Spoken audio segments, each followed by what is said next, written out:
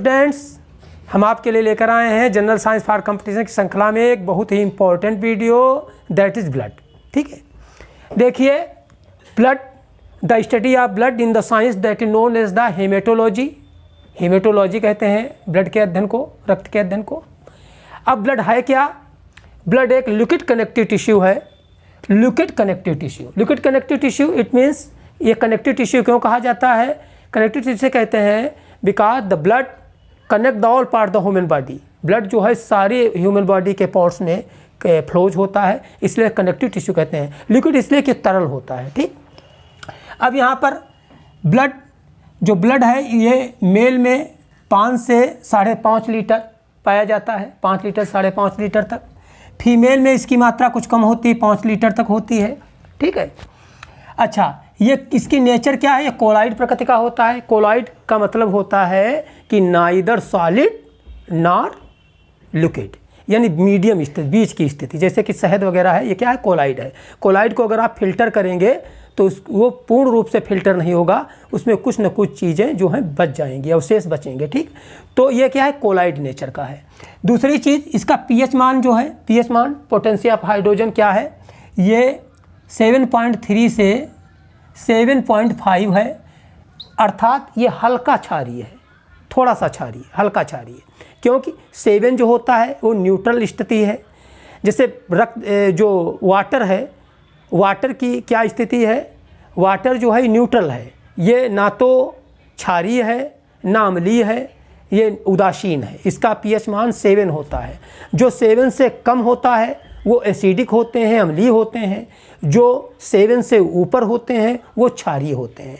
तो ये 7.3 से 7.5 है, तो ये हल्का क्षारीय है। ठीक है, दूसरी चीज़, अब यहाँ पर हीमोग्लोबिन, मेल में हीमोग्लोबिन जो है 14 से 16 ग्राम प्रति डेसीलीटर, यानी 14 से 16 ग्राम पर डेसीलीटर होता है। और वही फीमेल में 12 से 14 ग्राम पर डेसीलीटर, यानी 12 से 14 ग्राम पर डेसीलीटर होता है। अच्छा, ये हीमोग्लोबिन जो है कि उपस्थिति जो कि फीमेल में कम होती है और मेल में ज़्यादा होती है, तो ये हीमोग्लोबिन की क्वांटिटी ज़्यादा होने की वजह से मेल में थोड़ा सा आधा लीटर रक्त जो है वो ज़्यादा होता है, 5.5 लीटर होता है। ठीक है, तो ये बहुत ही इंपॉर्टेंट टॉपिक है। हीमोग्लोबिन क्या है? जैसा हम जानते हैं, हीमोग्लोबिन जो है एक प्रोटीन है। इसमें हीम एक लौह यौगिक है, आयरन पिगमेंट है, ग्लोबुलिन्स एक प्रोटीन है, और दोनों को मिलाकर के बनते हैं हीमोग्लोबिन। ठीक है, अच्छा, अब ये ब्लड का फॉर्मेशन कहाँ होता है, यानी इनका निर्माण कहाँ होता है? तो देखिए, वयस्कों में, जो हम लोग वयस्क हैं, एडल्ट्स हैं, ये हस्तिमज्जा में होता है। हस्तिमज्जा क्या है? बोन मेरो इसको कहते हैं। जैसे कि ये ब्लड है, ये मान लिया बोन्स है ये, तो इस बोन्स के अंदर ये जो हिस्सा है, जाली वाला हिस्सा, ये हिस्से में, ये इसको बोन मेरो कहते हैं। और इस हिस्से से लाल रुधिर, जो लाल रुधिर कणिकाएँ हैं, RBCs हैं, ये इनका निर्माण इनमें होता है। ठीक, अच्छा, अब ये है कि बच्चों में, यानी बच्चों में भ्रूणीय अवस्था के मीजोडर्म से होता है।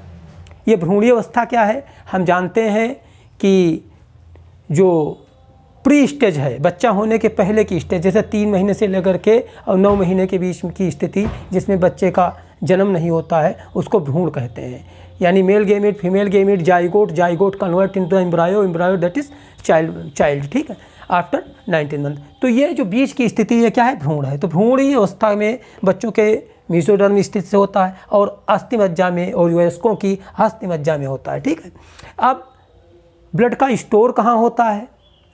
ब्लड का स्टोर होता है स्प्लीन या प्लीहा में। ये स्प्लीन या प्लीहा, और स्प्लीन या प्लीहा में ब्लड का स्टोर भी होता है।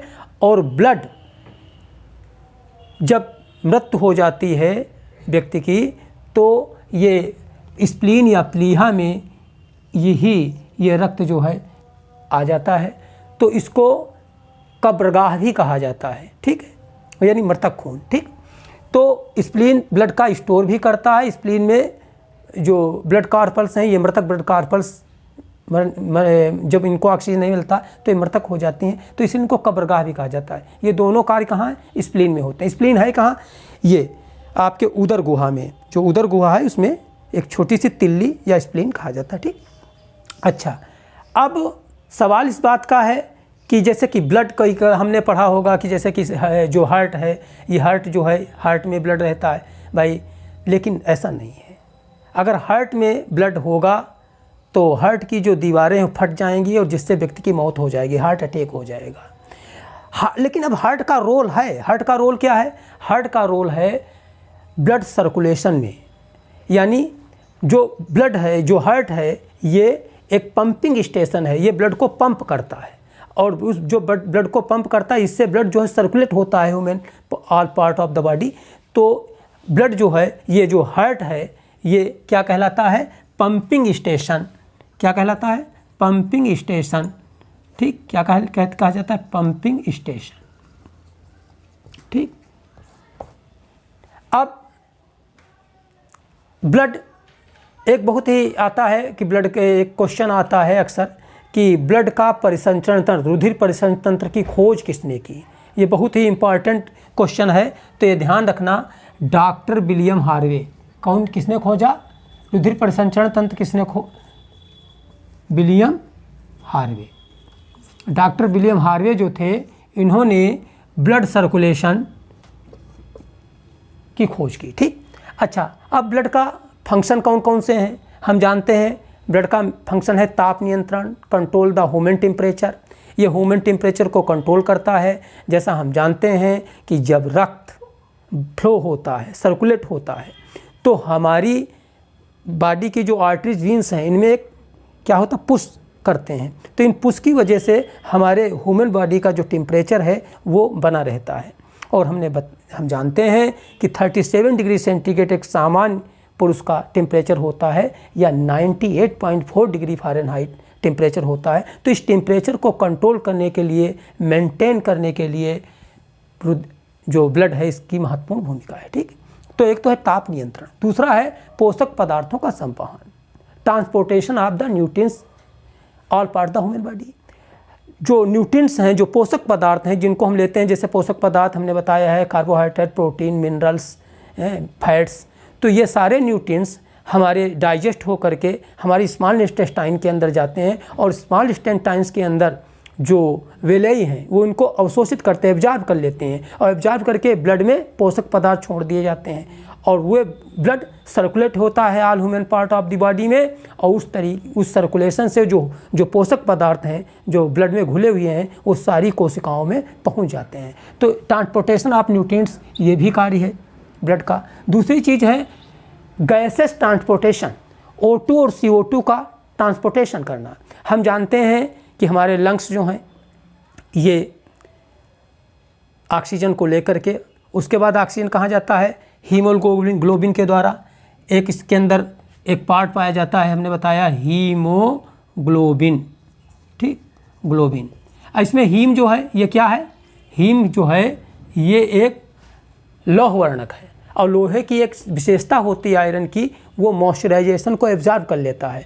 तो हीमोग्लोबिन में जो हीम लोह वर्णक है ये ऑक्सीजन को एब्जॉर्ब करता है और वो एब्जॉर्बेशन करके जो हीमोग्लोबिन प्रोटीन जो है वो एब्जॉर्ब करती है ऑक्सीजन को और ब्लड के माध्यम से ये पूरे बॉडी के अंदर ऑक्सीजन सप्लीमेंट होता है। आफ्टर दैट उसके बाद में जो CO2 है वो एक्सपेल्ड कर दी जाती है ह्यूमन बॉडी के बाहर। ठीक, इसके अलावा हार्मोन्स का संवहन। हम जानते हैं जो हार्मोन्स हैं ये इंडोक्राइन सिस्टम, इंडोक्राइन ग्लैंड से सेक्रेट होते हैं। Endocrine gland that is ductless gland, ये नलिका विहीन ग्रंथियाँ हैं। इनमें से कुछ केमिकल सेक्रेट होते हैं और वो केमिकल डायरेक्टली ब्लड में डिफ्यूज होते हैं, ब्लड में छोड़ दिए जाते हैं और जब ब्लड सर्कुलेट होता है तो वो हार्मोन्स टारगेट सेल पर जाकर अपना एक्शन करते हैं। ठीक, तो इसलिए हार्मोन्स का संवहन करना, ये भी ट्रांसपोर्टेशन ऑफ द हार्मोन्स, ये भी ब्लड का मेन कार्य है। इसके अलावा उत्सर्जी पदार्थों का संवहन करना, ट्रांसपोर्टेशन ऑफ द एक्सपेल्ड करना शरीर के बाहर। जैसे हमारे शरीर में बहुत सारे उत्सर्जी पदार्थ हैं, यूरिया, यूरिक एसिड, अमोनिया, ठीक, कार्बन डाइऑक्साइड, तो इनको शरीर के बाहर एक्सपेल्ड करना ये भी ब्लड का कार्य है। क्योंकि ब्लड के थ्रू हम जानते हैं कि ब्लड बहुत सारा किडनी के अंदर जाता है, किडनी उस ब्लड को फिल्टर करती है और उससे बहुत सारी इम्प्योरिटीज़ जैसे यूरिया, यूरिक एसिड वगैरह है इसको निकालती है। तो उत्सर्जी पदार्थों का संवहन करना ये भी बहुत ही मोस्ट इम्पॉर्टेंट है। और हमने ये न्यूट्रिएंट्स और ट्रांसपोर्टेशन और हार्मोन्स और ये एक्सक्रेशन, ये हमने वीडियो डाले हैं। इन वीडियो को आप देखेंगे तो आपको पता चलेगा कैसे किडनी इम्प्योरिटीज़ को एक्सट्रैक्ट करती है। ठीक, तो इस तरीके से ये है। और हम जानते हैं हम ब्लड को 3-4 वीडियो में डालेंगे। अगला जो वीडियो हमारा ब्लड का होगा उसमें ब्लड के बहुत सारे पार्ट्स हैं, जैसे प्लाज्मा है, ब्लड कॉर्पल्स हैं, WBC, white blood कॉर्पल्स, red blood कॉर्पल्स, blood platelets. उसके बाद में कोजुलेशन ऑफ ब्लड का कैसे जमाव होता है। उसके बाद हम बताएंगे कि बहुत सारे जो रुधिर जो हमारा ब्लड है, जैसे कौन सा ब्लड किसको हम सप्लाई करते हैं, किसको हम चढ़ा सकते हैं। ठीक, तो ये सारे चीज़ें हैं, कौन सा यूनिवर्सल डोनर है, कौन सा ब्लड ग्रुप जो है यूनिवर्सल रिसिप्ट है। तो ये सारी चीज़ें हम नेक्स्ट वीडियो में देखेंगे। That's all.